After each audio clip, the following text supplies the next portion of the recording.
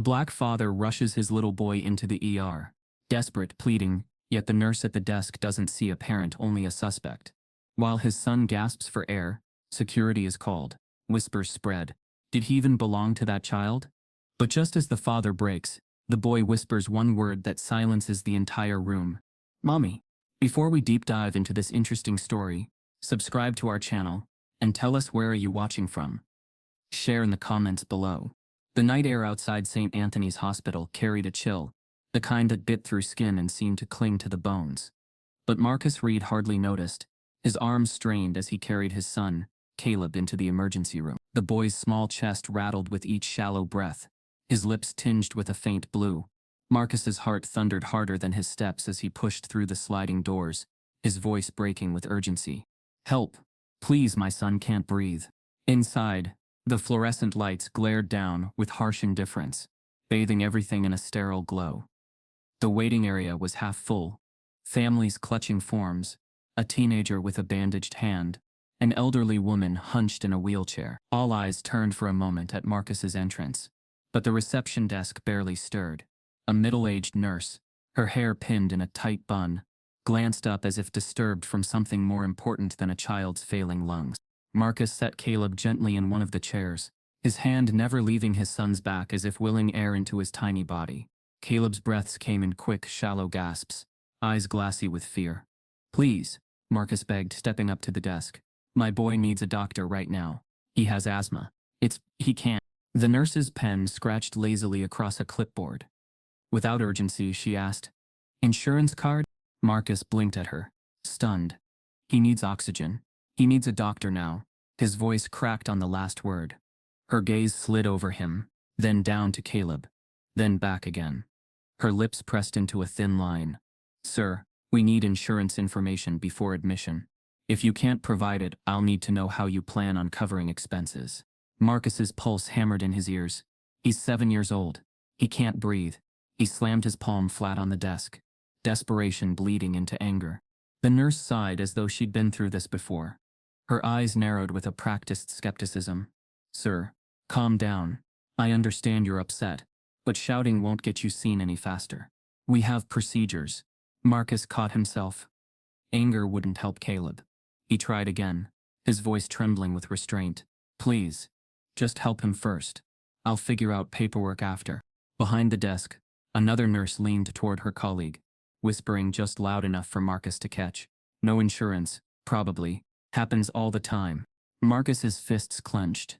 He wanted to shout, to break through their wall of indifference, but Caleb's weak cough cut through his rage.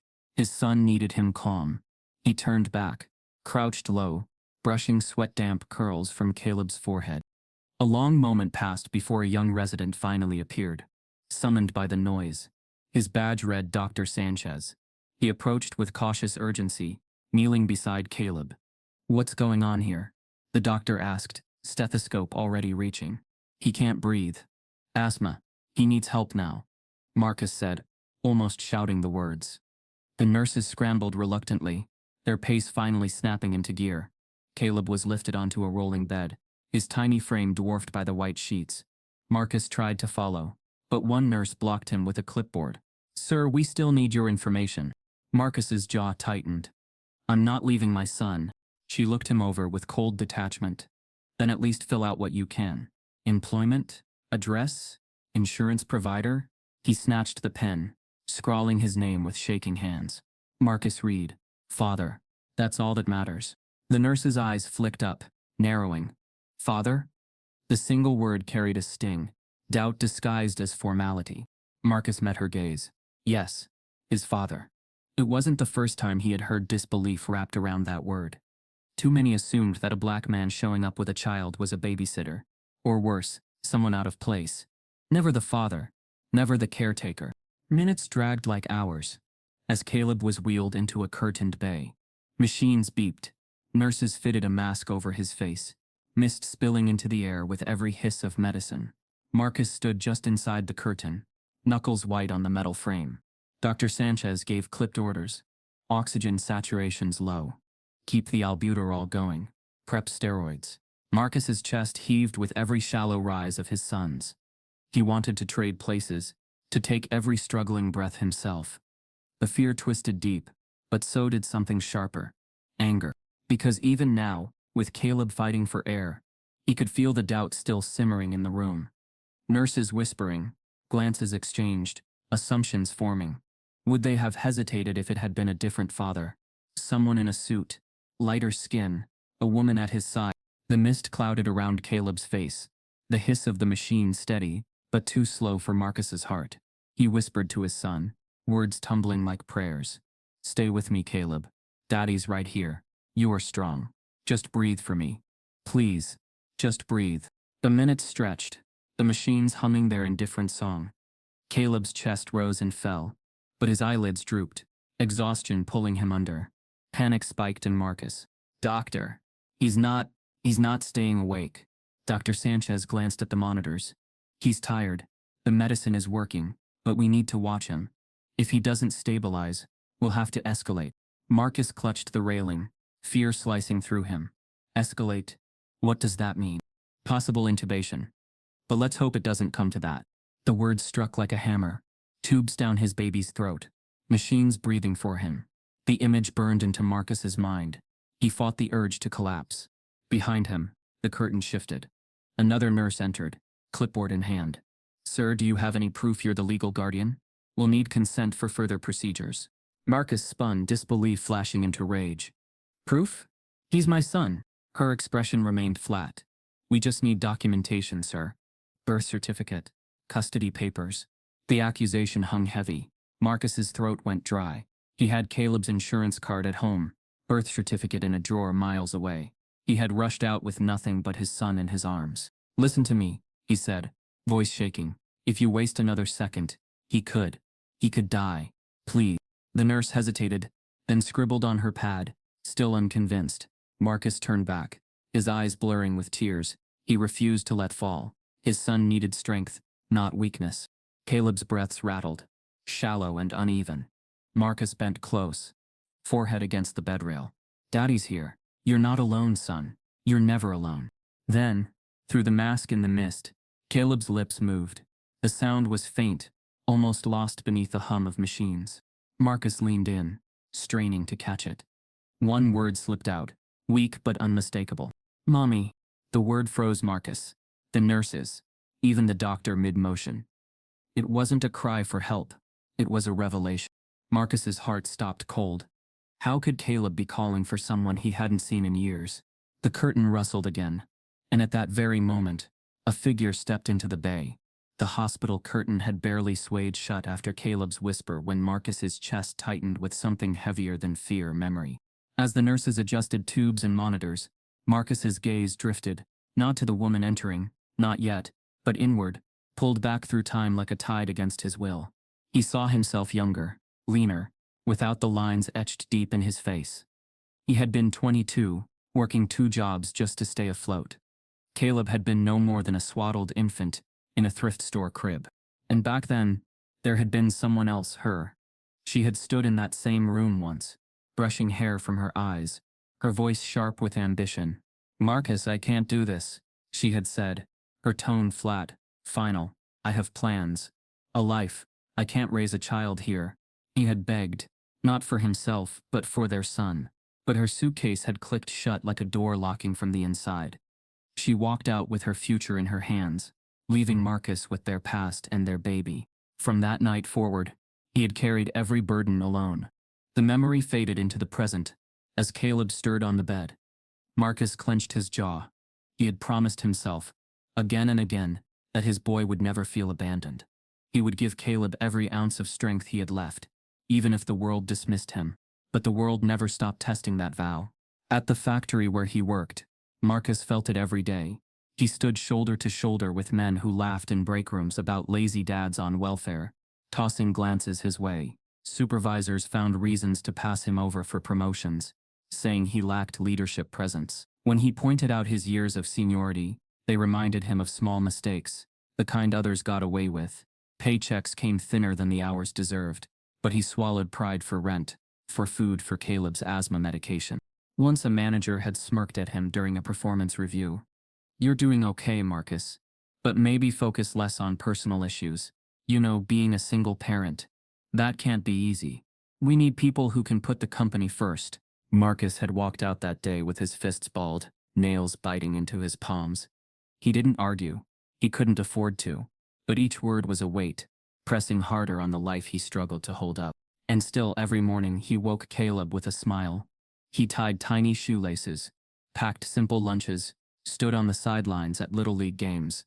He taught Caleb words of pride when the world tried to strip them away. One evening, when Caleb was only 5, he had come home crying. Another child at school had told him, "You don't have a mom.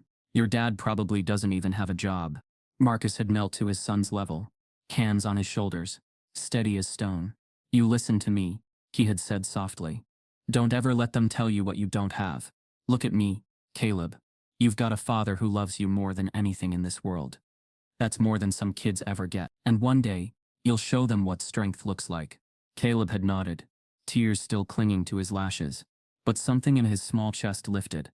That moment, small, fragile, unremarkable to anyone else, had been Marcus's victory. And yet, victories were always private. The world never saw them. The world only saw the stereotype. Another black man struggling, another child without a mom. They never saw the hours of double shifts, the sacrifices, the quiet pride he stitched into his son's heart. Now, standing in the hospital, Marcus felt those same invisible weights pressing down harder than ever. Because here, again, he was doubted, questioned, stripped of authority in the very moment his child's life hung by a thread. The nurse had looked at him like he was an intruder, not a father, and when Caleb's weak voice called out "Mommy," it was as if all those years of proving himself cracked in an instant. His mind wanted to push the memory away, but his ears wouldn't let him forget it. That word, that absence.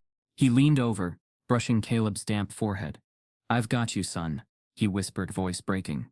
"I always have." The curtain swayed open. Light from the hallway silhouetted a figure. Tall, poised, her hair pulled into a sleek knot. A woman dressed in a tailored coat stepped in, the edges of wealth and authority written into her very presence. The nurses straightened immediately, their tones shifting as though royalty had entered. One murmured, "Miss Cole," with a note of recognition. Marcus's throat tightened. Vanessa Cole. For a moment, the world tilted, the sterile hospital air thickening with memories he thought buried. He hadn't seen her in nearly a decade, not since the day she left.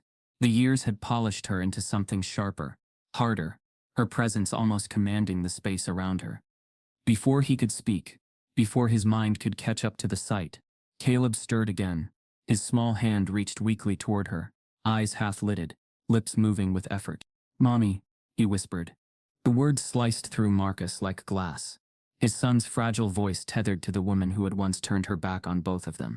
Vanessa froze, her eyes widening, not at Caleb but at the recognition of him. Her gaze flickered from the boy to Marcus, and in that second, every hidden truth threatened to erupt into the open. The room seemed to hold its breath. Machines beeped. Nurses exchanged glances, sensing something bigger than medicine unfolding. Marcus gripped the rail of the hospital bed, every muscle in his body locked. Because whatever came next, whatever Vanessa was about to say would unravel the life he had fought to build, thread by fragile thread. The moment Vanessa Cole stepped through the curtain, the air in the hospital bay changed. The fluorescent light still hummed. The machine still beeped steadily beside Caleb's fragile frame, but somehow the room bent toward her presence. She wore a tailored white coat over a midnight dress, the kind of outfit that whispered power without needing to raise its voice. Her posture was flawless, chin lifted, her every step deliberate, as though she belonged in boardrooms, not emergency rooms. The nurses reacted instantly, their clipped tones softened, almost deferential. One of them, who only minutes earlier had questioned Marcus's guardianship, straightened her shoulders and said with surprising warmth, "Miss Cole, we didn't realize you were here." Vanessa gave a polite nod, her eyes scanning the room with clinical calm until they landed on the child in the bed. Caleb. Her polished composure faltered for a heartbeat. She froze, her pupils narrowing as though the boy's face unlocked a memory buried deep in the vault of her mind. Caleb, weak and pale, shifted slightly under the oxygen mask. His small hand reached out once more, voice cracking like brittle glass. "Mommy." The sound hit Vanessa like a strike to the chest. She took a half step forward before stopping herself, hands tightening against her sides. Confusion flickered across her face. Confusion and something else. Marcus's breath caught. His throat felt raw, as though every word he wanted to shout had been scraped out of him. For years he had shielded Caleb from this woman's shadow, and now here she was, flesh and bone, her image polished by television interviews and glossy magazine covers. Vanessa Cole, self-made visionary, America's billion-dollar success story. But to Marcus, she wasn't the woman on magazine covers. She was the woman who walked out of their apartment years ago and never looked back. The hospital staff, however, didn't see that history. They saw prestige. They saw money. And the shift was immediate. The same nurse who had pressed Marcus for proof of fatherhood now leaned toward Vanessa with a respectful tilt of her head. "Miss Cole, are you related to the child?" Marcus stepped forward, voice tight. "I'm his father. I brought him in." But his words landed differently now. Softer, smaller, swallowed by the sudden reverence given to Vanessa.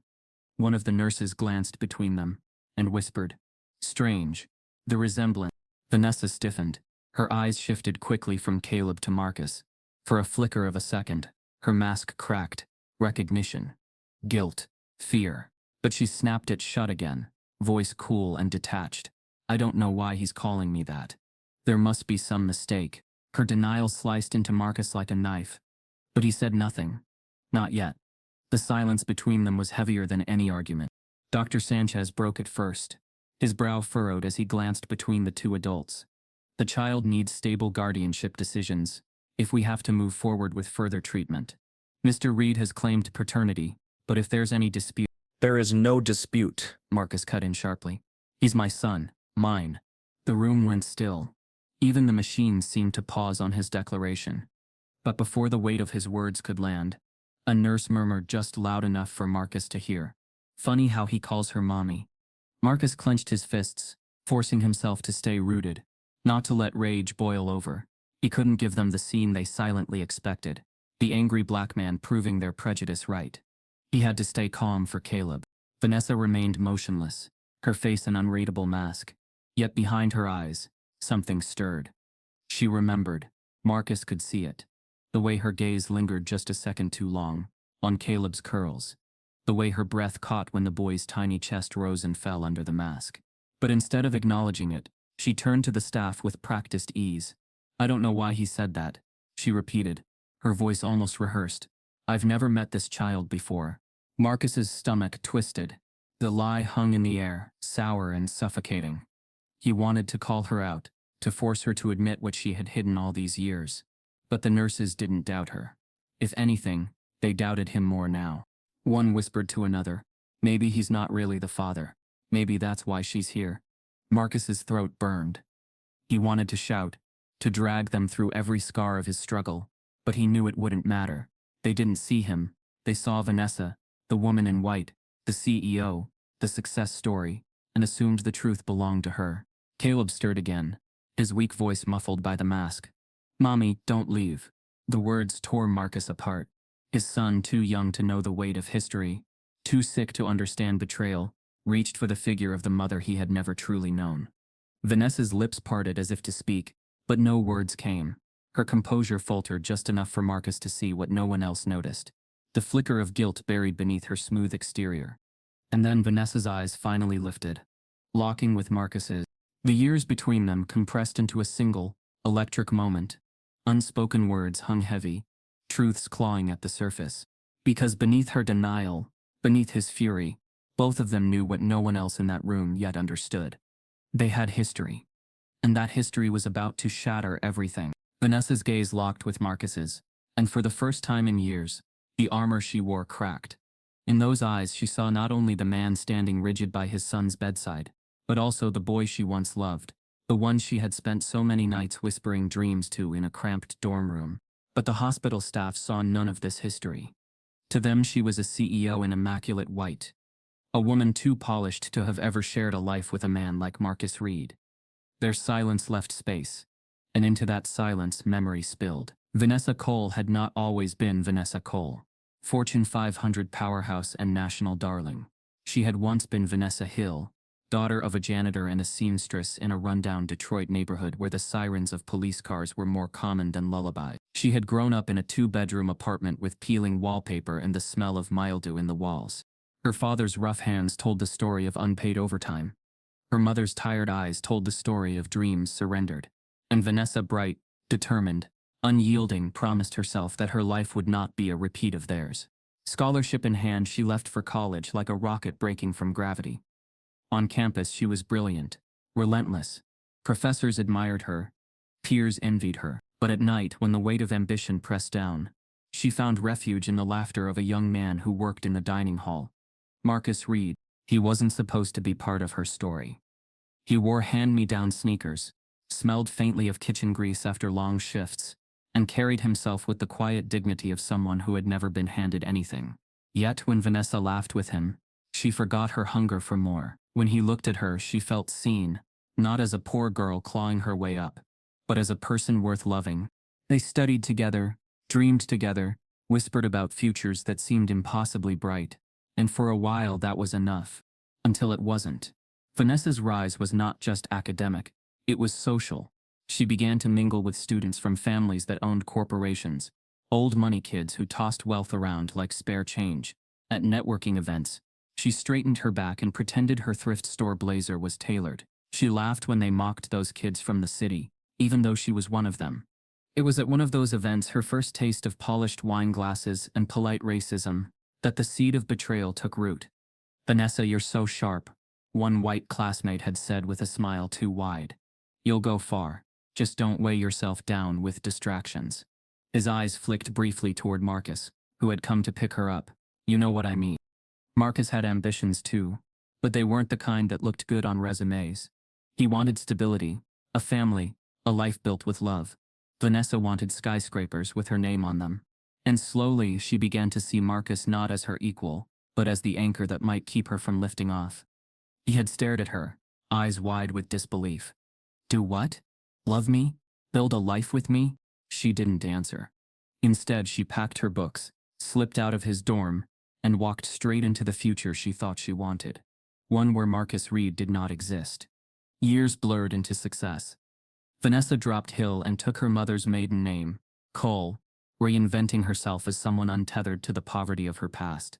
She climbed ladders ruthlessly, maneuvered through boardrooms that smelled faintly of cigar smoke and superiority, and fought battles no one knew she was fighting. Every victory demanded a sacrifice. She became fluent in silence when racist remarks floated through meetings, ignoring them to secure her place at the table. She mastered the art of reshaping her story.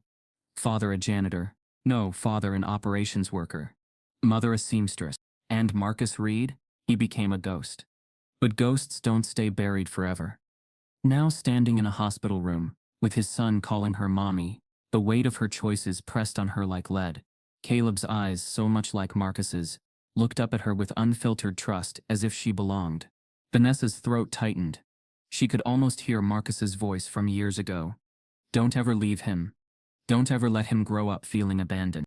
Yet here she was, with all her skyscrapers, her boardroom victories, her televised speeches about resilience, and a boy who didn't know her but called for her as if he had always known. The irony tasted bitter. Her success, her empire, her immaculate image built on a lie, built on the denial of the very roots now staring her in the face. Marcus broke the silence, his voice a low storm. "Funny how he knows you, isn't it?" Her eyes snapped to his, but she said nothing. The nurses looked between them, sensing the tension, their curiosity sharpening like blades. Dr. Sanchez cleared his throat, professional but cautious. "Given the confusion, I'm going to recommend we verify guardianship legally. A DNA test would resolve this quickly." The words landed like a gavel. A test. Proof. A question neither Vanessa nor Marcus wanted dragged into the open, but one that could not be ignored. Marcus's jaw clenched, fury and fear warring in his chest. Vanessa's mask cracked just slightly, enough for him to see the guilt she had carried, buried under layers of power suits and magazine covers. The staff didn't notice her trembling hand. They only saw a powerful woman whose presence seemed more legitimate than his. And now, with the suggestion of a DNA test, the ground Marcus had fought to stand on, as a father threatened to give way beneath him. Caleb stirred weakly, eyes fluttering open, his voice faint beneath the mask. "Daddy, don't go." Marcus bent close, whispering fiercely. "I'm not going anywhere, son. Not now. Not ever." But in the sterile light of that room, with Vanessa's silence echoing louder than any denial, he knew the storm had only begun. The hospital suggests a DNA test to determine guardianship, threatening to unravel Marcus's fragile claim to the life he built. The word DNA test hung in the sterile hospital air like smoke that refused to clear. Marcus's jaw tightened as he leaned closer to his son's bed, his hand gripping Caleb's smaller one as though holding on to proof that flesh and blood couldn't deny. But the silence of the room quickly turned into whispers. Nurses who only moments earlier had dragged their feet to help were suddenly exchanging hushed comments, their glances slicing through Marcus as though he were no longer a father, but a suspect. One of them, an older nurse with sharp glasses and sharper words, murmured to her colleague, "Strange, isn't it? He brings the boy in, but the child calls her mommy. Makes you wonder." Marcus caught the words. His chest tightened with a fury he couldn't release. "You don't have to wonder," he said, his voice low, vibrating with restrained anger. "I'm his father." But instead of reassurance, the nurse's eyes narrowed, her suspicion thickening. "Well, until the paperwork or the test confirms that, sir, we can't just take your word for it. We have to think of the child's safety." The word safety cut deeper than a knife. It wasn't about medical safety. It was about protection from him. Marcus's pulse thundered. "My son needs treatment, not doubts about who I am. He needs help now." Yet the shift in tone around Vanessa was impossible to ignore. Staff who had once been dismissive now hovered near her, deferential, as though she had authority Marcus lacked. The whispers grew into questions that were no longer whispered. "Do you think maybe he's not the father?" one nurse said. The insinuation hit Marcus like a blow to the ribs. Kidnapped? The boy he had raised alone, carried through fevers, taught to ride a bike, held through long nights of coughing. Now they were looking at him as though he were a criminal who had snatched him off the street. Caleb, weak under the oxygen mask, blinked up, his small hand still clinging to Marcus's fingers. He didn't understand the storm around him, but he felt the tension. "Daddy?" His voice cracked. Marcus bent closer, softening instantly. "I'm right here, son. Always." But the staff didn't soften. If anything, their suspicion hardened. A call was placed quietly at the nurse's station, and within minutes, 2 hospital security officers appeared at the entrance to the bay.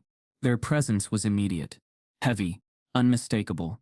They weren't here for the boy's safety. They were here because someone had decided Marcus Reed was a threat. "Sir," one officer said, voice flat and official, "we need to verify your relationship to the child." Marcus's heart dropped. "You've got to be kidding me. He's my son. Then you won't mind showing documentation." "I don't have it on me." Marcus's voice rose, panic cutting through it. "I carried him in with my own arms. You think I stopped to grab a birth certificate while he couldn't breathe?" The officers exchanged a look, one of those silent conversations that said, "I've seen this before." Their stance didn't relax. The humiliation was worse than anger. Marcus could feel every eye on him, nurses, staff, even Vanessa. They were waiting to see how he would react.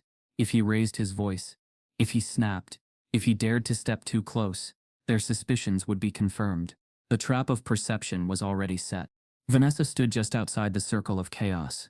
Her face was unreadable, but her silence was deafening. She could have spoken, could have confirmed something, anything that would ease the suspicion pressing down on Marcus. But she didn't. Her reputation, her carefully constructed image, was more fragile than the truth. To admit connection now would be to admit to abandonment, to a past she had spent years erasing. So she said nothing. And Marcus, humiliated, stood taller, forcing his voice to remain steady. "You want proof? You'll get it. But right now my son is fighting to breathe, and every second you waste treating me like a criminal is another second he's losing." Dr. Sanchez cleared his throat, trying to refocus the chaos. "The child's condition is serious. We need to move quickly. Arguments over guardianship can't delay treatment." But one nurse interjected, tone sharp. "Doctor, if this man isn't legally confirmed, and if Miss Cole is willing to step in, maybe she should be the one to give consent. We don't want liability on the hospital's end if—" She trailed off, her implication heavy. Marcus turned toward her, voice shaking with fury he could no longer contain. "Liability? That's my son lying there. I don't need permission to save him." The room bristled. Security took a step closer, as if preparing for him to explode. Vanessa finally spoke, her voice smooth but cold. Perhaps it would be best to let the hospital handle this properly. We don't want to make mistakes in a situation this sensitive. Marcus's eyes snapped to hers. Sensitive? She had the power to end this charade, to silence the whispers, to stop the humiliation. And yet she stood there protecting herself while his dignity was stripped in front of strangers.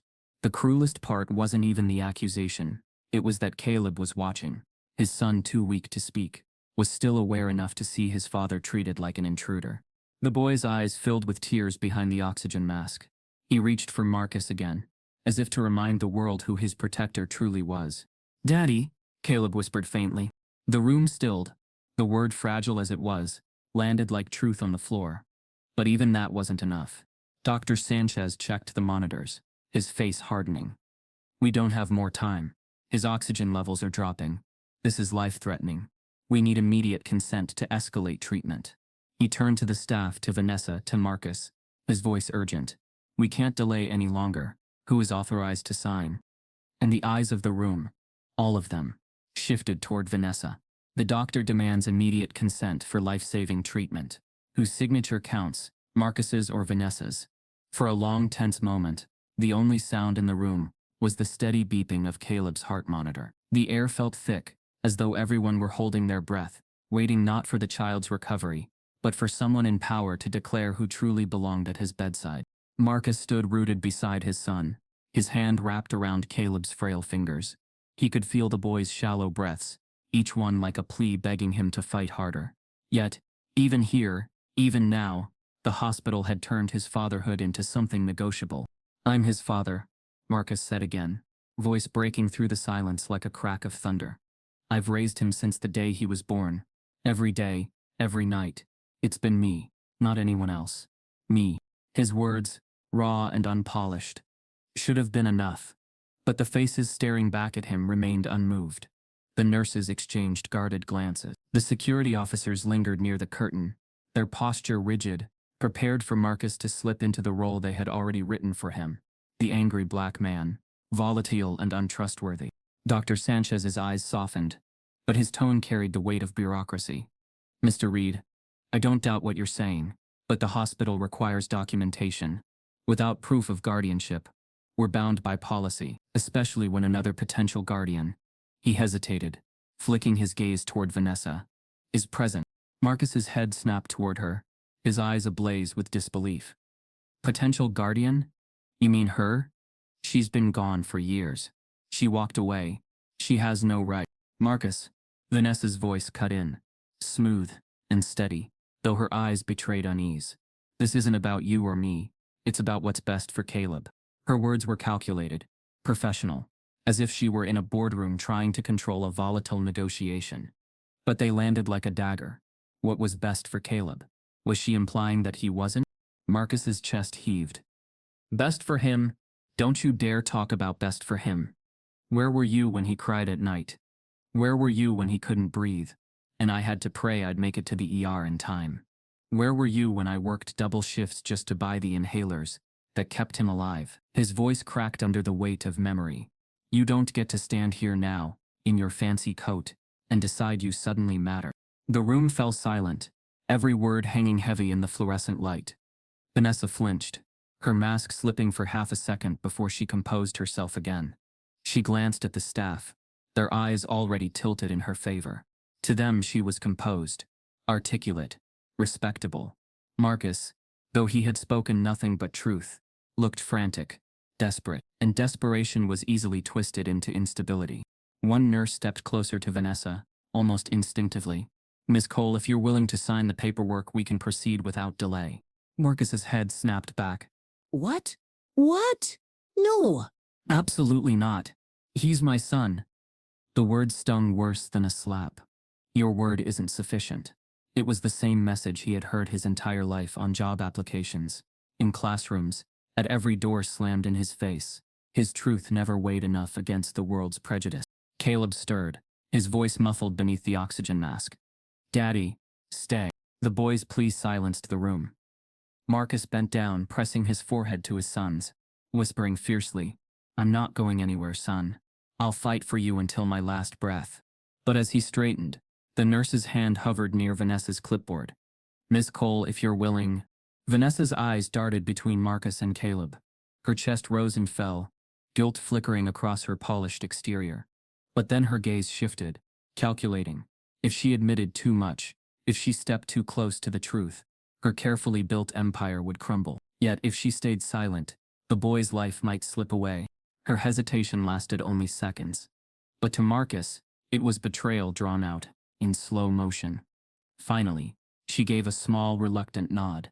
If it's necessary for his care, then yes, I'll sign. Marcus's knees nearly buckled. Vanessa, no. His voice cracked, thick with desperation. Don't do this. Don't take my son from me in the one place he needs me most. Her jaw tightened. This isn't about taking him from you. It's about making sure he lives. Lives? Marcus's voice rose, trembling with fury. He's alive because of me, because I've been here every day. You can't erase that with a signature. Dr. Sanchez cleared his throat, stepping into the storm. We need to act quickly. The boy's oxygen levels are unstable, and his lungs aren't responding as expected. He may need surgical intervention. The doctor continued, his voice measured but urgent. It's not common for an asthma case to escalate this far, but complications are presenting. We'll need parental consent for surgery, and we need it now. The staff turned once more, their eyes settling on Vanessa, as if the question had already been answered. Marcus's heart pounded. No, you're not doing this. I'm his father, and I'll sign whatever you need. You want ID? Here. He fumbled in his wallet, pulling out a driver's license, his hands trembling. Marcus Reed. Address. Everything matches. You can call his school, his doctor, anyone. He's mine.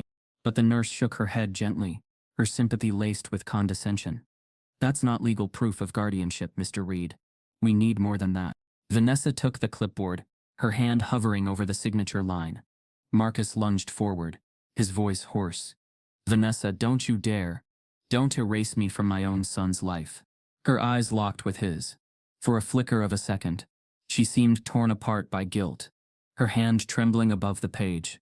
But then she hardened, the practiced steel of a woman who had spent years making impossible choices. If I don't sign, he could die, she whispered, almost to herself. Marcus's chest heaved. If you do, you kill something else. You kill the truth of who's been here all along. The silence stretched, suffocating, until Dr. Sanchez's voice cut through. We can't wait. We need consent immediately.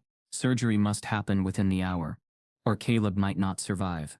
The doctor declares surgery must happen within the hour, forcing the question of whose signature will save Caleb, Marcus's or Vanessa's. Marcus sat in the waiting room, with his elbows on his knees, his hands pressed hard against his face, as though he could hold himself together by sheer force.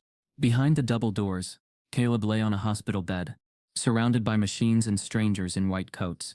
Marcus should have been there. He should have been holding his boy's hand, whispering strength into him, but instead he had been pushed out, left in a chair meant for visitors, as though his presence was a complication instead of a necessity. He dropped his hands and stared at the polished linoleum floor. For years he had prided himself on never breaking, never letting Caleb see him defeated. But now, the weight pressed too hard. His chest heaved once, then again, and before he could stop it, a sob broke loose. He bowed his head, the sound muffled, almost shameful. A black father crying in public was a spectacle the world wasn't used to offering compassion for. But Marcus couldn't stop. His body shook as years of suppressed fear and pain erupted all at once. In his mind, memories surfaced, shards of the life he had built for Caleb, with nothing but grit and love.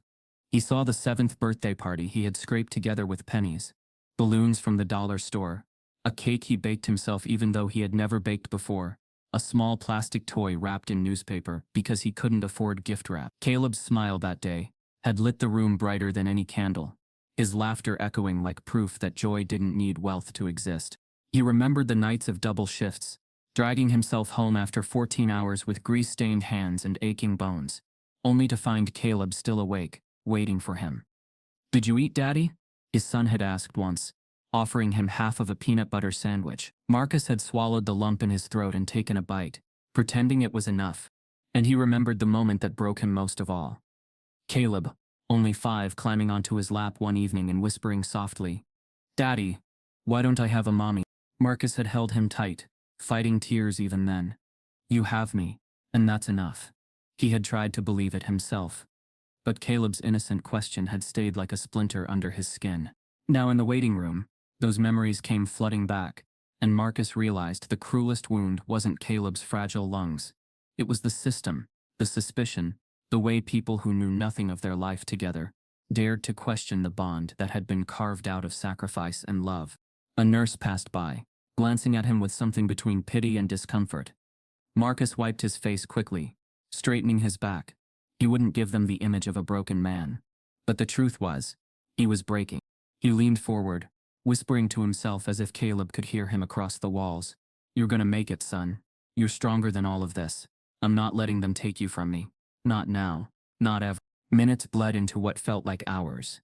The doors swung open occasionally, nurses hurrying past, doctors giving clipped updates to other families.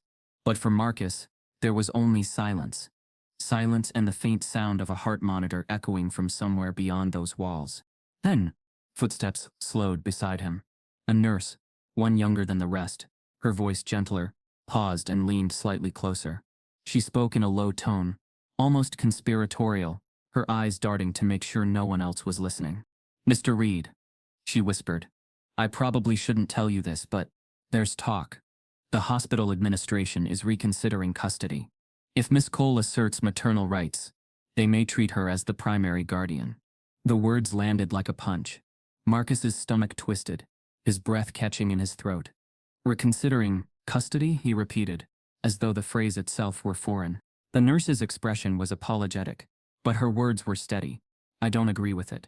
But hospitals get nervous. Liability, legal risk.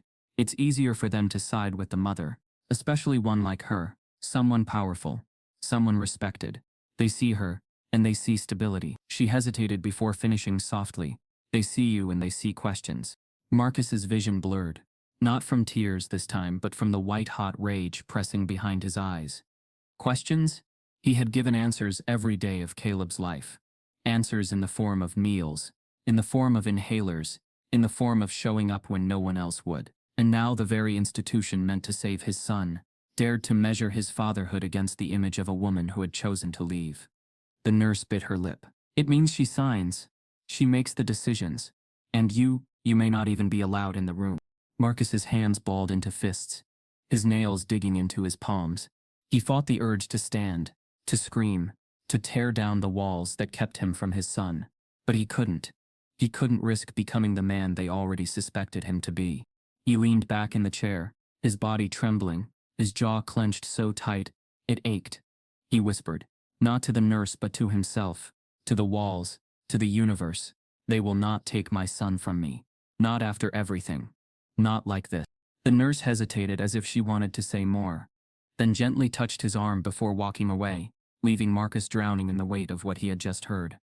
Somewhere down the hall, an alarm beeped louder, urgent and sharp. Marcus's head shot up, his chest tightening. He didn't know if it was Caleb's room. He didn't know if he'd be allowed inside even if it was. But one thing was certain. The battle was no longer just about saving Caleb's life. It was about proving his own right to be the one saving it. And now, with Vanessa's silence thickening the air like smoke, Marcus realized the cruelest fight wasn't happening in Caleb's body. It was happening in the system around them. A nurse reveals the hospital is reconsidering custody if Vanessa claims maternal rights, leaving Marcus to face the unthinkable, that he could lose his son even if Caleb survives. Vanessa stood in the corridor outside Caleb's room, her back against the cold wall, her manicured hands folded tightly in front of her.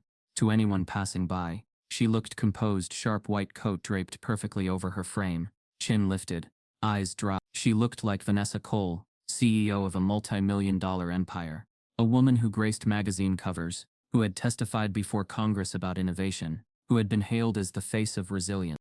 The echo of Caleb's voice still rattled inside her. Mommy. The word didn't belong to her. Not really. Not anymore. She had surrendered that right years ago. Yet hearing it now, from a child whose curls and eyes mirrored Marcus's, was like being yanked violently backward through time. She could still see Marcus in that tiny dorm room, books piled between them, as they studied late into the night. He had always been the grounded one, reminding her to eat when she forgot, to laugh when she grew too serious, to breathe when ambition swallowed her whole. He'd made her feel safe, not just loved but seen. And then came the pregnancy test. She remembered staring at the 2 pink lines in a cramped bathroom, her hands trembling, her heart pounding. She had gone to Marcus, her voice breaking. He hadn't flinched, hadn't faltered. He'd pulled her into his arms and whispered, "We'll make it work, Nessa. We'll make it work." But for her it had never been that simple. She had been clawing her way out of poverty her entire life. Every professor who doubted her, every networking event where she had to smile through racist jokes, every polished white peer who made her feel like an intruder. It had hardened her resolve. She couldn't afford distraction, she couldn't afford weakness. And the world had already told her, in cruel little ways, that a black woman tied to a black man from the wrong side of the tracks would always have limits. So she had chosen. Not Marcus. Not the baby. She had chosen the latter. The boardrooms. The skyline. Now standing in this hospital, the weight of that choice pressed down like iron. She had thought time would bury it. She had thought success would erase it. Every award, every profile piece, every glowing headline was supposed to scrub away the guilt of that night. She walked out, but Caleb's weak voice had dug it all up in an instant. She pressed a hand to her temple, breathing slowly, trying to gather herself. Her phone buzzed in her pocket, her assistant checking in, a board member sending congratulations about a recent deal, an investor asking about an upcoming appearance. Normally she would respond with brisk efficiency. Now she silenced it. The notifications felt absurd. What did business deals matter when her child was fighting for air only feet away? Her reflection caught in the glass of a nearby window. For a moment she didn't see the carefully constructed image of Vanessa Cole, CEO. She saw Vanessa Hill, the girl from Detroit who used to dream of skyscrapers while sitting on a cracked fire escape. And she heard his voice, clear as if he stood beside her again. "Don't ever leave him. Don't let him grow up thinking he wasn't wanted." She squeezed her eyes shut. She had left anyway. Now here she was, being treated as the legitimate guardian by strangers who didn't know the truth. They saw her as the savior, because she fit their idea of credibility. And Marcus, the man who had carried every burden alone, was being treated like a trespasser. For the first time in years, Vanessa felt the sharp sting of shame. She moved toward the window, needing air. Outside, the city lights glittered against the night sky, tall buildings glowing like trophies. They were her proof, her monuments to survival. Yet now all she could think was, at what cost? Minutes later, she drifted toward the waiting room. She hadn't meant to linger, but something drew her closer. The room was dimmer than the hall, lit by a single harsh bulb. There sat Marcus. He was hunched forward, his elbows on his knees, his face buried in his hands. His shoulders trembled, not with rage, but with something far more devastating. Vanessa had seen Marcus angry before, but she had never seen him break. He had always been the one who steadied her. To see him undone now felt like watching the foundation of a building crack apart. She froze just outside the doorway, hidden in shadow. His voice reached her, low and trembling. Vanessa's throat tightened. He was praying, not the kind of polished, rehearsed prayer spoken in churches for show, but the raw kind whispered in the middle of the night when no one was listening. And then she heard it, the phrase that shattered her composure completely. Her knees went weak. She gripped the wall for support, her chest heaving. Those were the very words she remembered. Marcus whispering the night she told him she couldn't stay. She had begged him not to let the child feel unwanted. Even as she packed her bags, she had asked for that one thing, and now, years later, he was still holding on to it. Tears stung her eyes, threatening to slip past the mask she had worn for so long. For once, Vanessa Cole, the woman who never faltered in front of cameras, felt completely exposed. And yet Marcus didn't know she was there. He didn't know she was listening. His prayer wasn't for her ears. It was for the boy who lay fighting behind hospital doors. But the words pierced her all the same. Because in that moment, Vanessa realized something she had spent years avoiding. Power, wealth, and recognition had never erased the past she abandoned. And no success could shield her from the truth that Marcus had carried a burden she had run from. Vanessa overhears Marcus praying for Caleb, using the exact words she remembers from their past, the promise she once demanded of him and broke herself. Vanessa stayed in the hallway long after Marcus's whispered prayer faded into silence. Her hand still pressed against the wall. She fought to keep her composure, For years she had perfected the art of control boardrooms, cameras, senators leaning on her for advice. But tonight, in a hospital corridor, she felt powerless. When she finally moved, it was toward Caleb's room. The curtain was drawn, but the voices inside spilled out, sharp and fractured. He's the father, another nurse counted quietly, her tone carrying more compassion than authority. He's the one who brought the boy here. He should be the one to decide. Vanessa pushed through the curtain.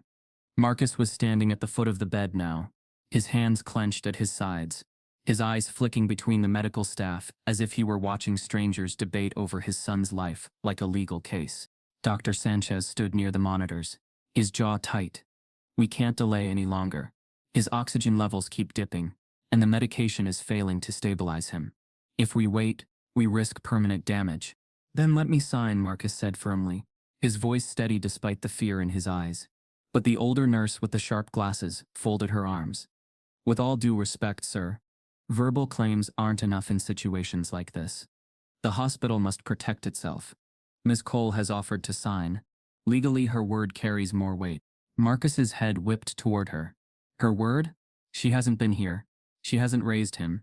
She doesn't know what foods trigger his asthma, what nights he wakes up coughing, what calms him down when he can't breathe.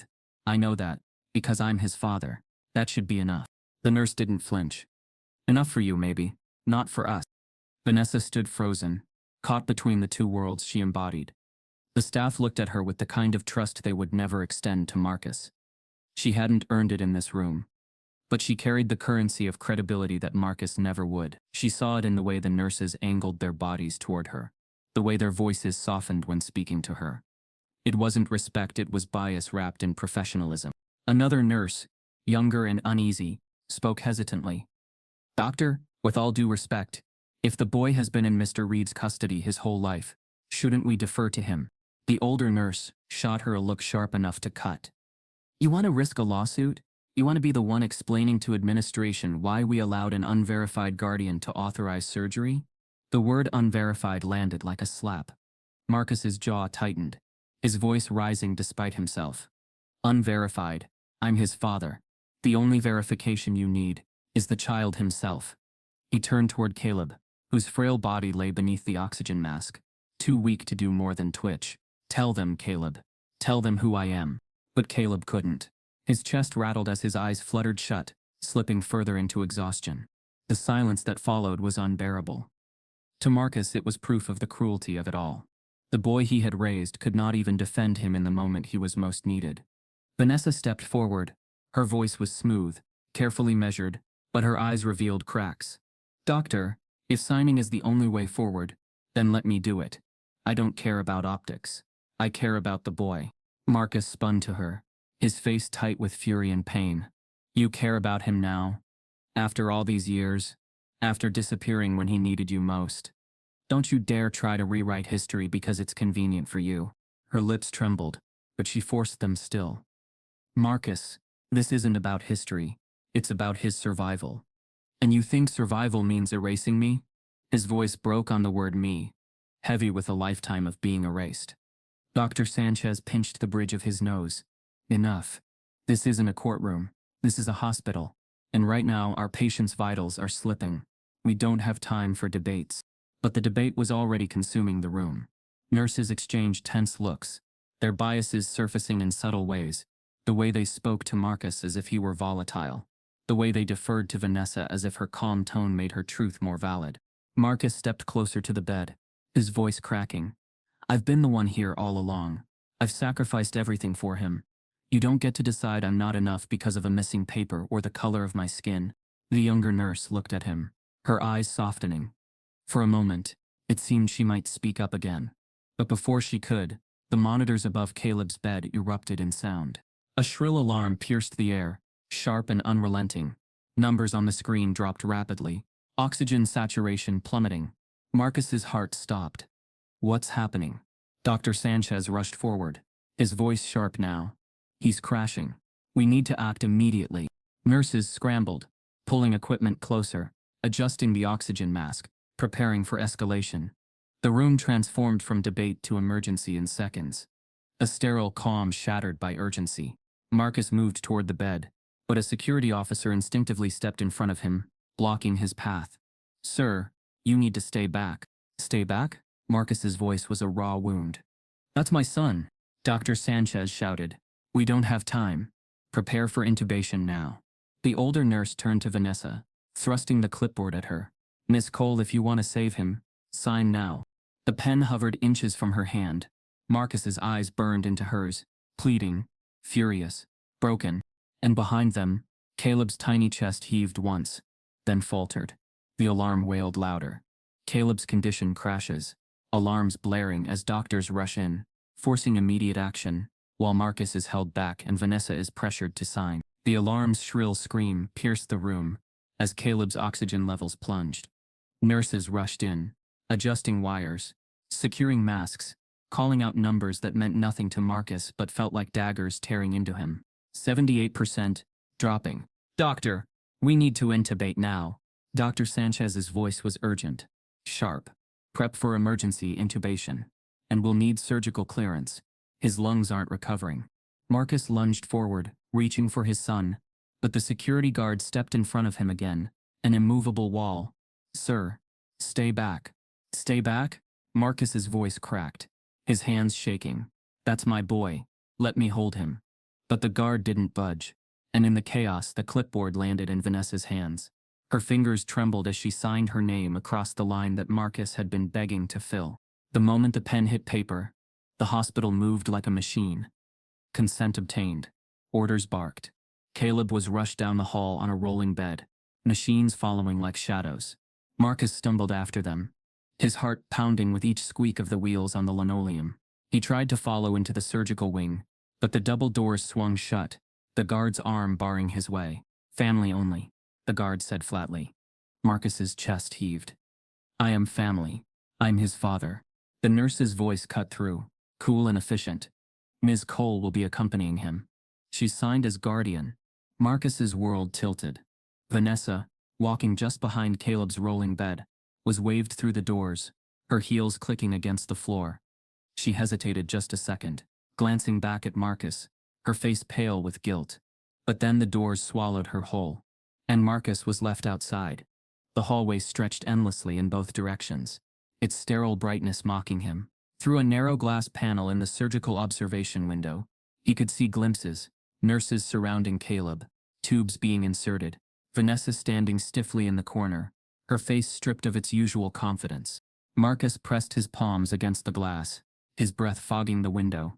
He couldn't hear the words, but he saw his boy's body jerk as doctors inserted the tube. He saw Caleb's tiny chest rise and fall unnaturally, controlled by machines instead of his own lungs. Every fiber of Marcus's being screamed to break through the door, to rip down the barrier, to hold his son's hand while he fought. But he couldn't. The system had pushed him out, written him as a liability, while Vanessa, silent for years, stood in the place that belonged to him. He whispered to the glass, his forehead pressed against it. "I'm right here, son. Even if they keep me out, I'm right here." A passing nurse glanced at him, her expression somewhere between pity and suspicion. He could feel her judgment without a word. Unstable father. Emotional.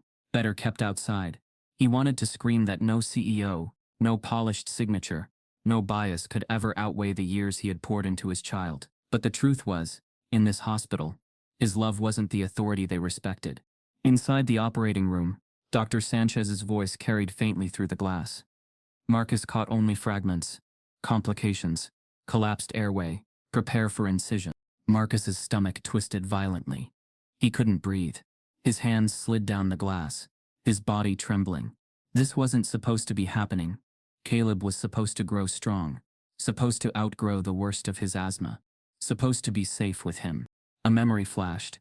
Caleb at 6 years old, running on the playground, suddenly stopping to clutch his chest. Marcus had sprinted across the grass, scooping him up, whispering, "Breathe, buddy, breathe. I've got you." He had carried him home that day, prayed all night, and promised himself he'd never let fear win. But now, standing on the other side of the glass, he couldn't keep that promise. Inside, Vanessa's mask was cracking.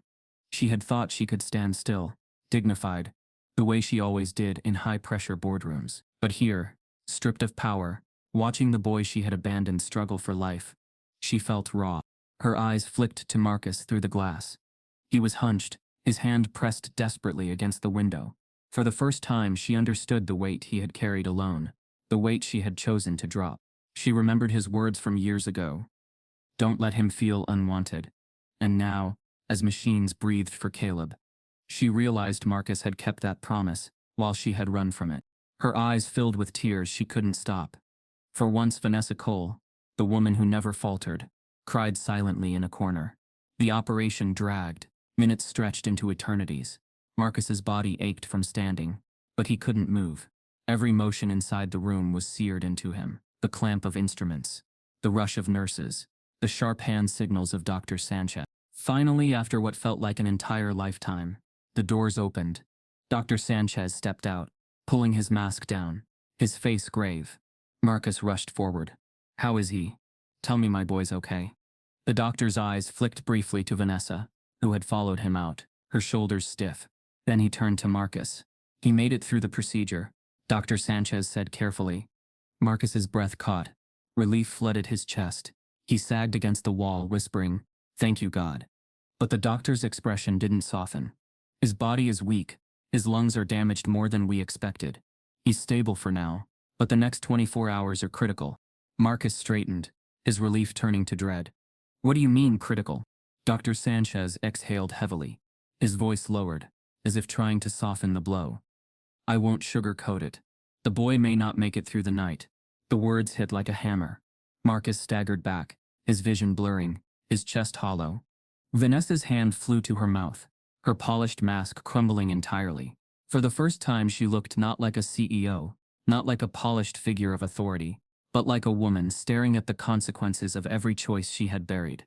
Marcus turned to the window, his eyes locking on the faint outline of his son inside. Caleb's small chest rose and fell with the help of machines, fragile as glass. And in that moment, Marcus felt the world close in. The doctor reveals Caleb may not survive the night, leaving Marcus and Vanessa suspended between grief, guilt, and the unbearable weight of waiting. The words "he may not make it through the night" hung in the air like a death sentence waiting to be carried out. The hallway fell silent, except for the distant hum of machines inside Caleb's room. Marcus leaned against the wall, his hands gripping his knees as if bracing against a storm that had no shelter. His chest rose and fell in ragged bursts, eyes locked on the faint outline of his son's tiny frame inside. Vanessa stood just a few feet away, her hand still pressed to her mouth, her shoulders trembling beneath the pristine coat she had once worn like armor. For years, she had thrived in crises, market collapses, shareholder revolts, political scrutiny, but this was different. This was a crisis no amount of strategy could fix, because this one was born from her own choices. Vanessa had spent years convincing herself she had left Marcus because of ambition, because she couldn't afford distraction. But now, standing in the fluorescent corridor, another truth bubbled to the surface, one she had buried even deeper. She remembered the boardrooms. She was 26, one of the youngest executives in a Fortune 500 company, the lone black woman in meetings full of gray suits and smug smirks. She had learned to dress sharper, speak faster, work harder, anything to leave no cracks in her armor. But cracks appeared anyway. She remembered the first time one of her colleagues, a man old enough to be her father, had chuckled during a networking dinner. Vanessa, you're brilliant. You've got the look, the brains, the grit. Just don't get tied down, you know. I've seen too many young women waste potential on men who hold them back. The implication had stung, but she had brushed it off, until another colleague chimed in, smirking. Especially not some poor boy from the city. That's not the image you want when you're climbing the ladder. She had forced herself to laugh, as though it were a harmless joke. But inside, her chest had burned. And then weeks later, another voice, this one a senior partner. He leaned in after a meeting, lowering his voice as though offering advice. You want the truth, Vanessa? You're already fighting uphill as a black woman. People are watching you closer than anyone else. If you show up with, let's just say, the wrong kind of partner, they won't take you seriously. Not here, not anywhere. She remembered nodding politely, swallowing the bile rising in her throat. And later that night, she had sat alone in her luxury apartment, staring at a photo of Marcus on her dresser. He was smiling, holding Caleb as a baby, the two of them glowing with a warmth money could never buy. And she had put the photo face down. Now, years later, She stood in a hospital where Marcus's love was still doubted, his fatherhood treated as a question mark, and she knew it hadn't just been ambition that drove her away. It had been cowardice. She hadn't wanted to be judged for choosing him. She hadn't wanted the fight. Her silence back then had cost Marcus everything, and her silence now might cost him even more. She stole a glance at him, standing stiff by the glass, his head bowed as though praying without sound. His shoulders looked heavier than she remembered, weighed down by years of carrying what she had dropped. Vanessa's throat ached. For the first time she wanted to walk to him, to tell him she was sorry. Not in a polished, PR-crafted way, but in the raw, broken way he deserved. She wanted to tell him that she remembered everything, the night she left, the promises she made, the love she once felt. But the words stuck, because she knew apologies didn't stitch wounds this deep. Instead, she whispered to herself, almost inaudible, "What have I done?" Minutes stretched like hours. Nurses moved in and out of Caleb's room, their voices clipped, their faces tight. Every sound made Marcus's head snap up, his body tensing like a coil ready to break. Marcus nodded, his lips pressed tight, his eyes glassy. "Thank you," he whispered, though his voice sounded more like exhaustion than gratitude. Vanessa opened her mouth to speak, but the words were cut short by the sudden arrival of two figures in suits. One man, one woman, carrying folders and wearing badges clipped to their jackets. Their presence was sharp, efficient, unmistakable. Child Protective Services. The woman stepped forward, her tone rehearsed, her face neutral. "Mr. Reed, could we have a word with you?" Marcus stiffened. His eyes narrowed. "Now? My son is in there fighting for his life. And you want to talk now?" "I'm afraid it's urgent," the man said. "We've received reports that there may be questions about guardianship. For the child's safety, we need to verify your custody status." Marcus's chest heaved, his fists clenching at his sides. "Questions? From who?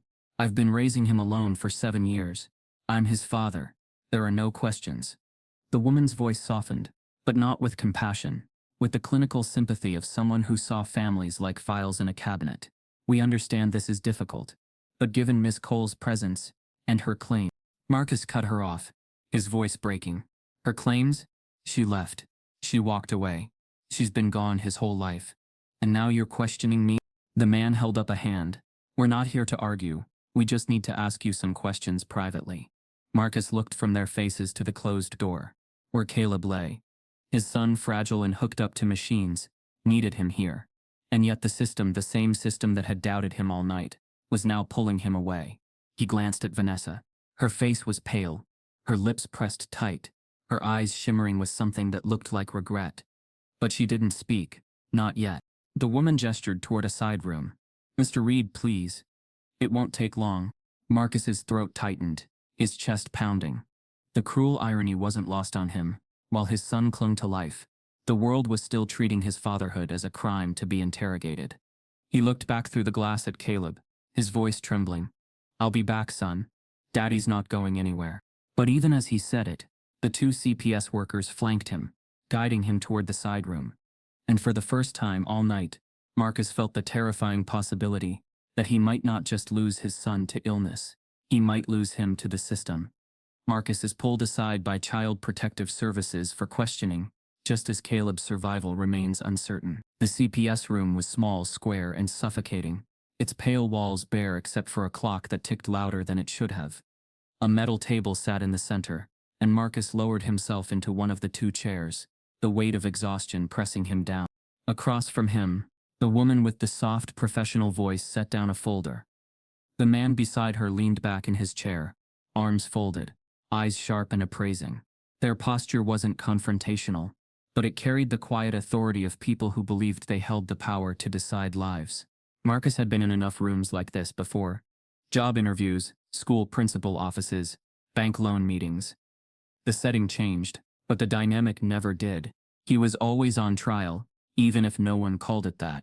The woman opened the folder. "Mr. Reed, we just need to clarify some things about your situation with your son. This is standard procedure when guardianship is in question."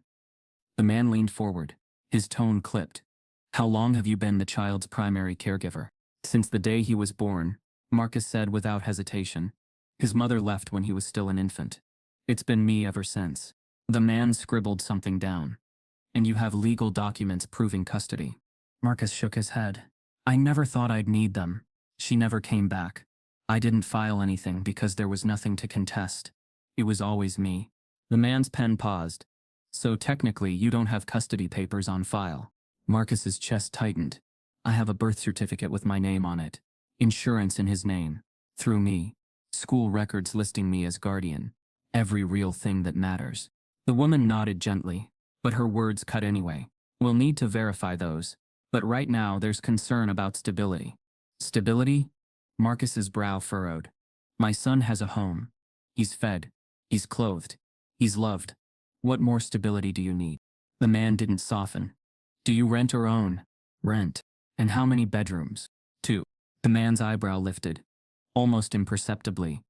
And you work where? Marcus swallowed. At a manufacturing plant. Maintenance. The pen scribbled again. Hourly pay. No salary? Marcus's jaw clenched. I work double shifts when I have to. I've never missed rent. Never missed a bill. The man leaned back. So limited income. Unstable housing. No legal custody papers. He glanced at his colleague. Not ideal. Marcus's fists curled under the table.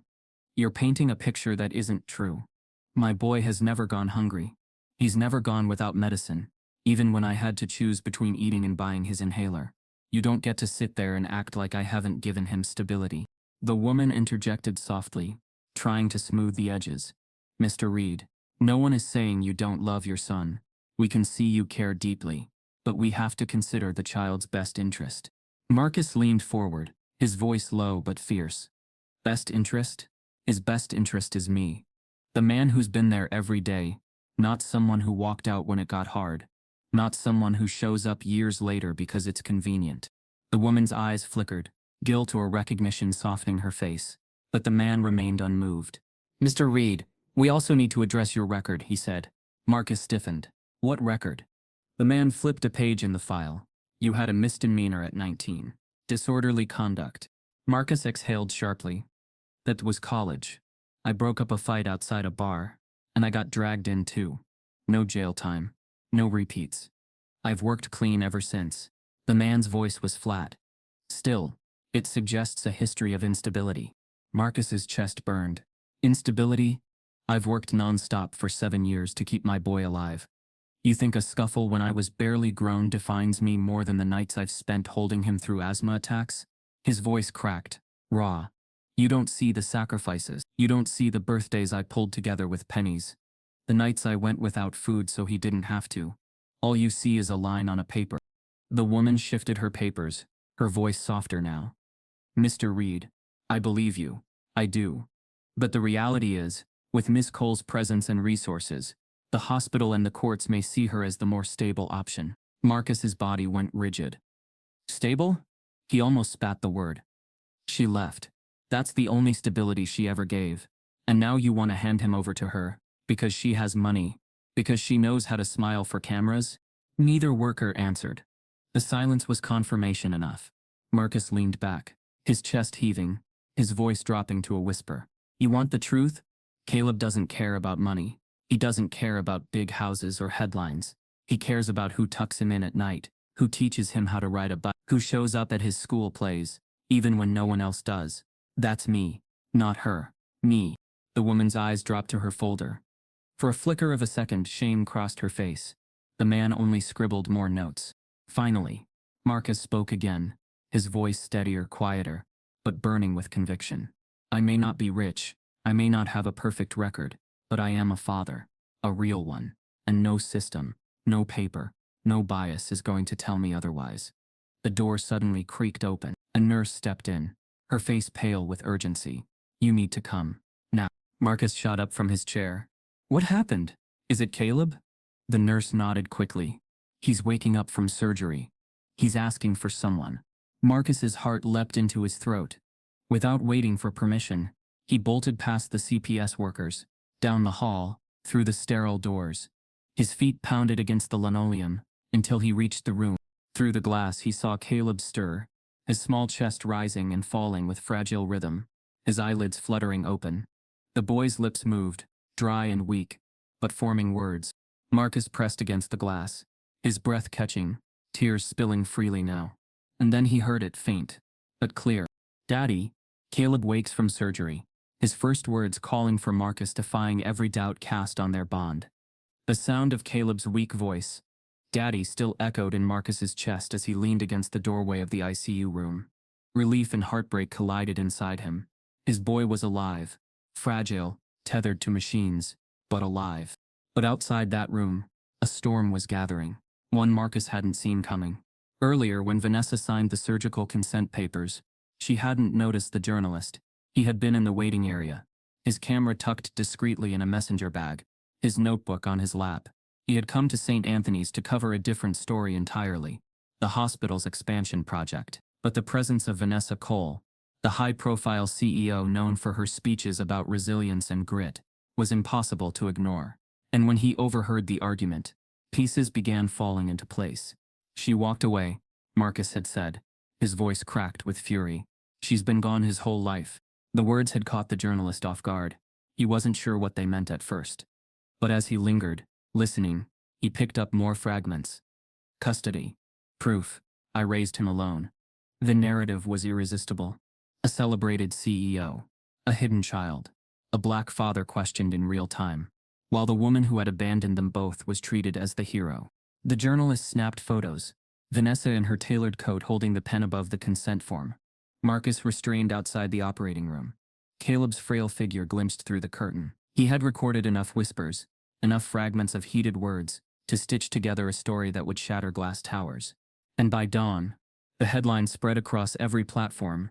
America's CEO, Vanessa Cole's hidden past. The child she abandoned.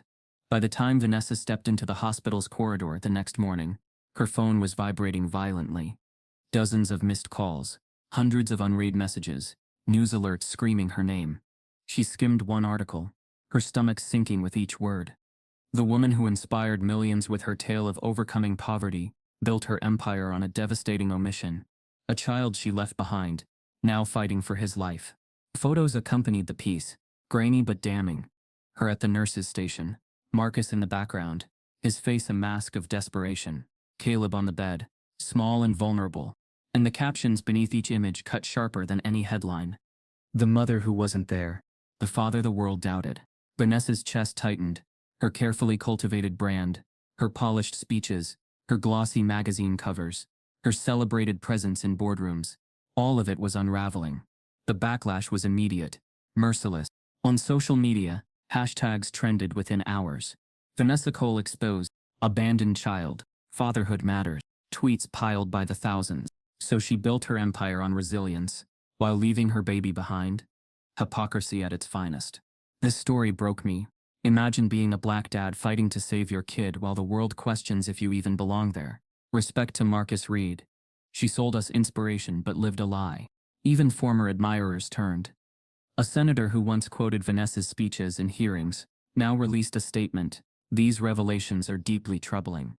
Her name, once synonymous with triumph, was now synonymous with betrayal. Vanessa sat in a dim hospital conference room, her phone buzzing on the table like a live wire. She didn't touch it. Instead, she stared at the wall, her mind racing. She had fought her entire life to climb out of obscurity. She had promised herself she would never be invisible again. And now invisibility felt preferable to the scrutiny crushing her from every angle. She could hear snippets of conversation outside. Nurses whispering, staff scrolling through their own phones, their eyes widening at the headlines. Even here in the hospital where Caleb still fought for his life, she was no longer seen as the polished savior. She was the story. Marcus, meanwhile, remained by Caleb's side. He didn't know about the headlines yet, not fully. He had caught whispers of Vanessa's name in the waiting room, the murmurs of scandal and abandonment. But all his focus was on Caleb. He held his son's hand, whispering encouragement. "You're safe, buddy. Daddy's right here. Just keep fighting." Caleb stirred weakly, his eyes half open. "Don't go," he whispered. Marcus leaned closer, tears threatening. "I'm not going anywhere.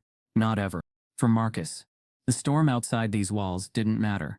What mattered was here, this fragile bond that no headline could erase. But Vanessa couldn't escape the storm.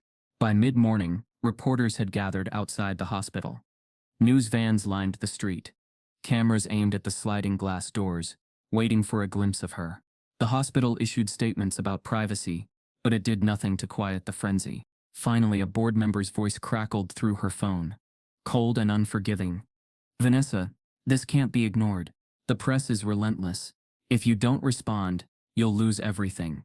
We need a statement. Now. Vanessa's hands trembled. A statement? What could she possibly say? That she had run from her past to protect her career. That she had sacrificed her child for her ambition. That Marcus had carried the weight she refused. No crafted apology could hide the truth anymore. By the afternoon, the pressure became unbearable. Hospital staff began avoiding her gaze. The CPS workers whispered about how the case would look now that the story was public. And then the journalist returned. He wasn't sneaking anymore. This time he strode confidently into the corridor, microphone in hand, camera operator trailing.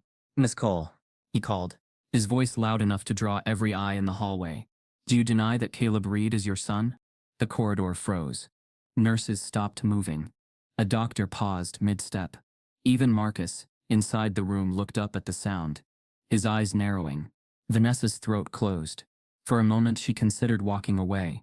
For years, silence had been her shield. But silence had built this moment. Silence had abandoned Marcus. Silence had abandoned Caleb. And now, silence would destroy her. The journalist stepped closer.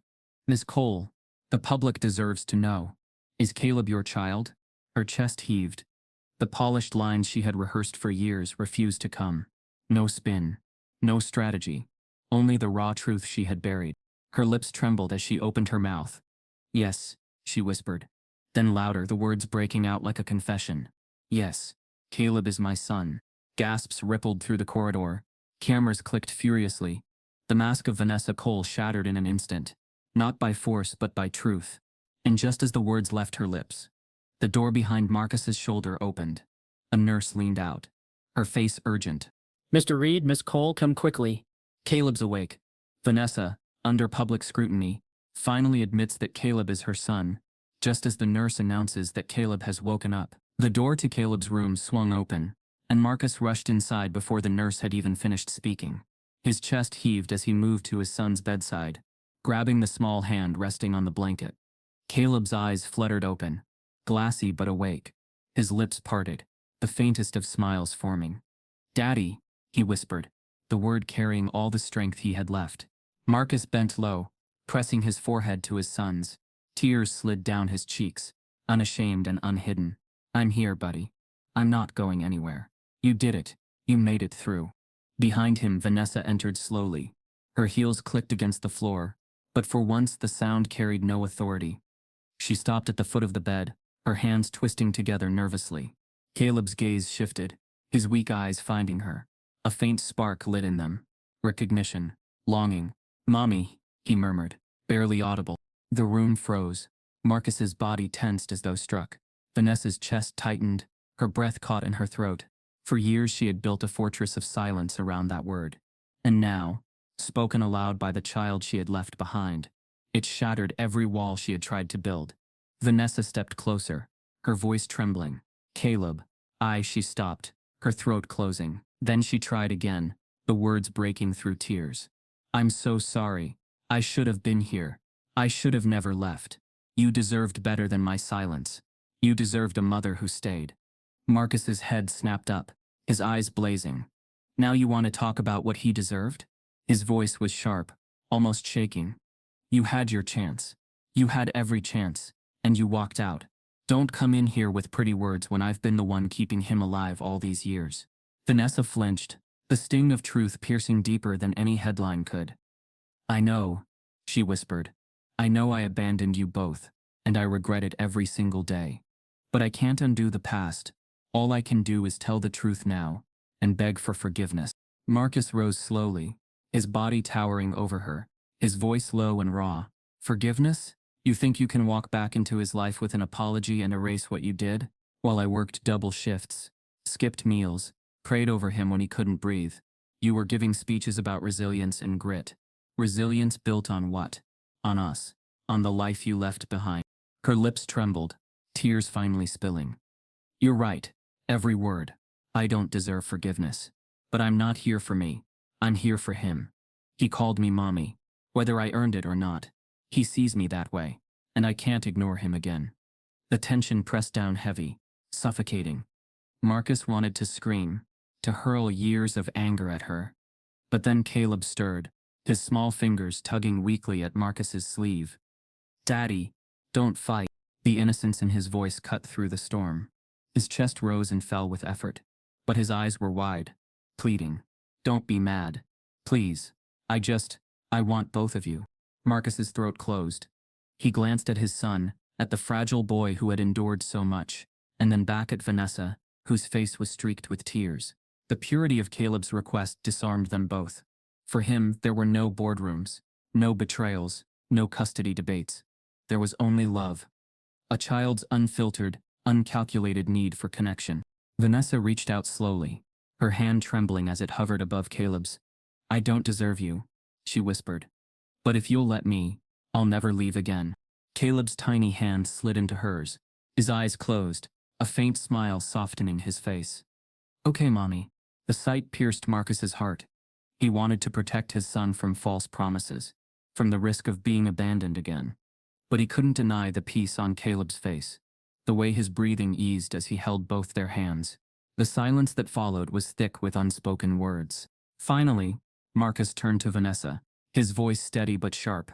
"Do you understand what this means? If you step back into his life, you don't get to leave again. Not when it's hard, not when people whisper, not when your career is on the line. You either stay for him, or you stay out." Marcus studied her, searching for cracks, for the polished mask she had always worn. For once he didn't see the CEO.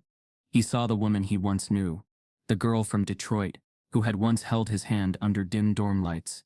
The one who dreamed of skyscrapers but still laughed at his bad jokes. The girl who had loved him before fear and ambition built walls between them. And now she was standing here stripped bare, begging not for power but for a place in the heart of a child. Marcus exhaled slowly, his chest heavy. His anger hadn't vanished, but it tangled now with something harder to face. Doubt. Because Caleb had made it clear he wanted both. And Marcus, who had promised his son he would never feel unwanted, was faced with the cruelest choice of all. The nurse stepped quietly into the room, breaking the silence. She adjusted Caleb's monitor, then glanced at the three of them, her voice hesitant. "He needs rest. The two of you should decide who's staying tonight." Marcus froze, but then his eyes widened. The decision Marcus had dreaded was no longer abstract. It was immediate. Stay alone with his son, as he always had, and protect him from disappointment, or let Vanessa stay, risk his son's heart being broken again, but honor the child's innocent wish. He looked down at Caleb, who had already drifted back into fragile sleep, both their hands still in his. The weight pressed harder than any burden he had carried before. Marcus is forced to decide, allow Vanessa back into Caleb's life, or protect his son from her world, knowing either choice will change everything. The quiet hum of the machines filled the hospital room. On the other side of the room, Vanessa stood by the window, the glow of the city beyond casting her silhouette in sharp contrast. She had been silent for a long time, her reflection staring back at her in the glass. For once she wasn't rehearsing lines, wasn't imagining how her words might sound on camera. She was simply a mother, uncertain, ashamed, and stripped of the power she once wore like armor. Marcus finally broke the silence. His voice was steady, though weighted with years of unspoken hurt. "I've been thinking about what the nurse said, about who stays, about what comes next." Vanessa turned, her eyes red but sharp. "And?" Marcus took a breath, his gaze dropping to Caleb. "I've carried this boy every day of his life. Through nights he couldn't breathe. Through birthdays where all I could give him was a homemade cake and a story. Through mornings when I walked him to school after working a double shift. I've been both mother and father, even when people doubted I could be either." His voice thickened. "I'm not going to hand that over to anyone. Not even you." Vanessa closed her eyes, as though bracing for a blow she had always known was coming. She moved closer, her heels clicking softly on the tile. But her words were quiet, vulnerable. "Marcus, I don't want to take him from you. I know I can't erase what you've done, what you've given, but I can give him things you can't. Safety, comfort, opportunities. I can open doors that would never open for you." Marcus's jaw tightened, his hand tightening around Caleb's. "You think I don't know that? You think I don't want the world for him? But I've seen what those doors cost. You walked through them, and you left us behind. I won't let him pay that price. Vanessa's lip trembled, but she didn't argue. She knew he was right. The air thickened between them, not with anger now, but with truth. Marcus rose slowly from his chair, his shoulders broad and unshaken, the weight of his choice already made. He turned to her, his eyes meeting hers without flinching. You can visit him.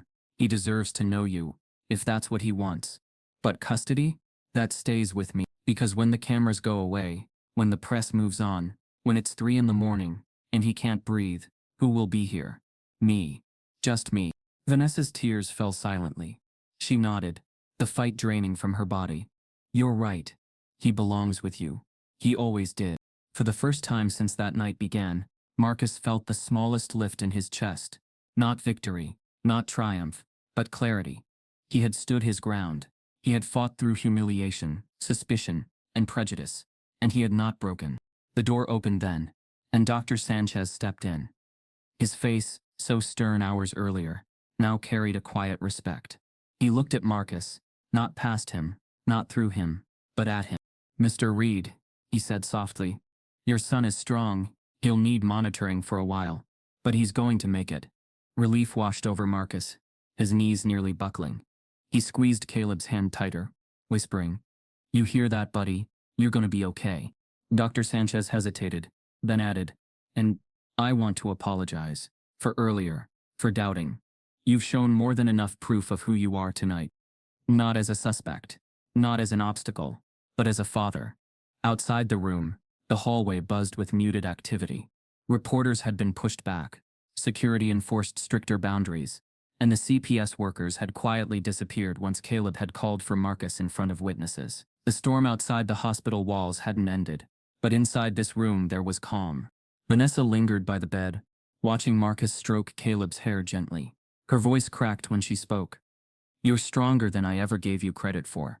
Marcus didn't look at her. His eyes stayed on his son. I didn't need your credit. I just needed to be his father. She lowered her gaze, nodding. And for once she didn't argue. Hours later, as dawn broke, the first rays of sunlight spilled through the blinds. Marcus sat in the same chair, his son's hand still in his. The exhaustion weighed on him, but his spirit felt different. Scarred, yes, but taller, sure.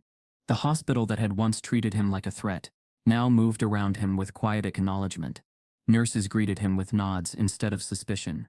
Doctors addressed him directly, not Vanessa. Even small gestures. The way the receptionist smiled when he walked past. The way the security guard stepped aside without question, marked a change. It wasn't perfection. It wasn't justice in full. But it was recognition. And recognition mattered.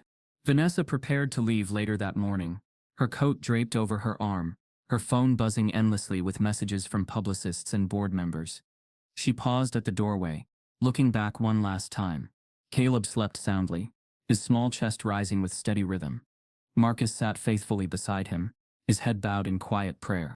Vanessa's voice was soft, almost breaking. I'll be back. Not as a CEO, not as a headline, just as his mother. Marcus didn't turn, but his voice carried. We'll see. It wasn't forgiveness. It wasn't reconciliation. But it was a door left ajar. The day stretched on, but the weight of the night lingered.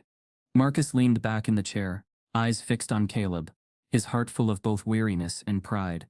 For so long the world had doubted fathers like him. The stereotypes had always been louder than the truth. Absent, irresponsible, but tonight he had shown otherwise.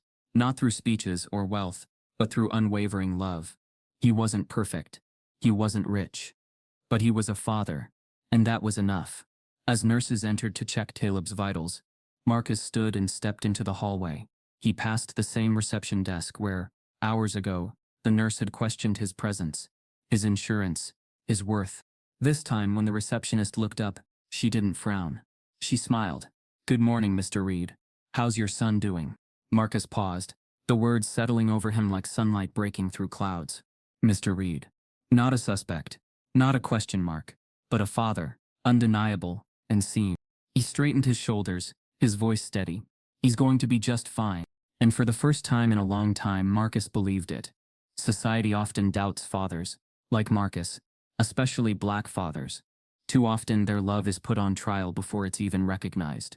But love lived daily, and quietly, outlasts every assumption. Marcus's story was proof. The story ends where it began, in a hospital room. But this time Marcus is not dismissed at the desk or interrogated in a small room. He is welcomed, recognized, and honored for what he always was, Caleb's father.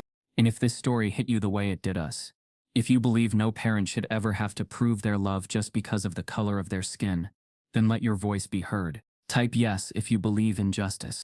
Subscribe if this broke your heart.